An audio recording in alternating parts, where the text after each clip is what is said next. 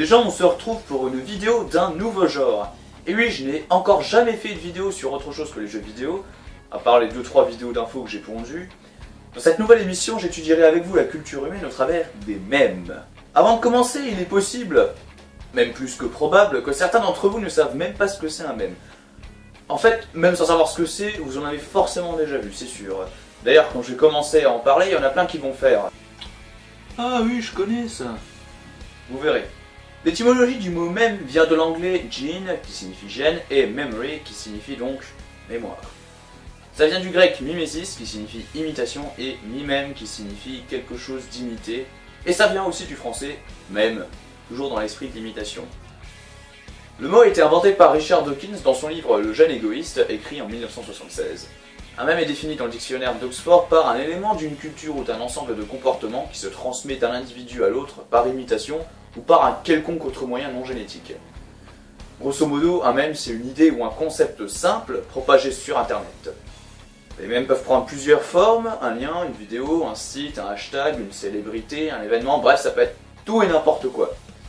Les mèmes sont partagés à l'échelle mondiale par les réseaux sociaux, les blogs et tout ce qui va avec. En général, un mème n'est pas fixe, on trouve des dizaines, parfois des centaines de dérivés. Le tout premier mème jamais paru est Orly. Certains d'entre vous l'ont peut-être déjà vu. Eh bien, Orly possède plein de dérivés. Il y en a vraiment pour tous les goûts. Ensuite, les mèmes les plus connus sont Nyan Cat, Trollolo, toute la ribambelle des Trollface, mais évidemment, tout ça n'est qu'une minuscule, une microscopique partie de l'ensemble total des mèmes. Les mèmes, il y en a des milliards, voire plus. Voilà pour cette petite introduction culturelle, donc dans cette vidéo, on va faire ce qu'on appelle de la mémétique, c'est-à-dire étudier les évolutions de la culture avec une approche darwinienne étendue en utilisant le concept de mème.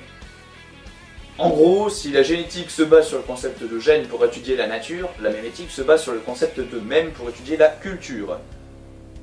Ça fait beaucoup de baratin scientifique d'un coup là, vous suivez?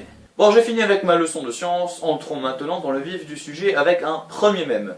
Beaucoup d'entre vous, à ce stade de la vidéo, doivent se dire ça. What the fuck is this shit?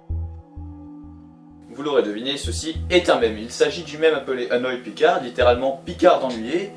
Le plus souvent, il est associé à cette phrase, mais on peut aussi le trouver avec cette phrase-là. Oh, come on. You don't even know what a meme is. Qui correspond aussi bien à votre situation. Donc ce mème est tiré de la série Star Trek The Next Generation. Dans cet épisode, le capitaine Jean-Luc Picard, un Français, doit séduire une femme appelée Lwaxana Troi pour sauver son équipage. Ne me demandez pas pourquoi, je ne me souviens plus de l'épisode. Mais évidemment, il est un peu gêné, d'où le nom Annoyed Picard. Faut savoir que déjà avant l'arrivée de Annoyed Picard, le personnage était déjà utilisé pour des reaction face, ce qui a contribué à sa diffusion. On le connaissait surtout pour internet pour son Facepalm, qui a d'ailleurs donné naissance à plusieurs dérivés, notamment celui-ci.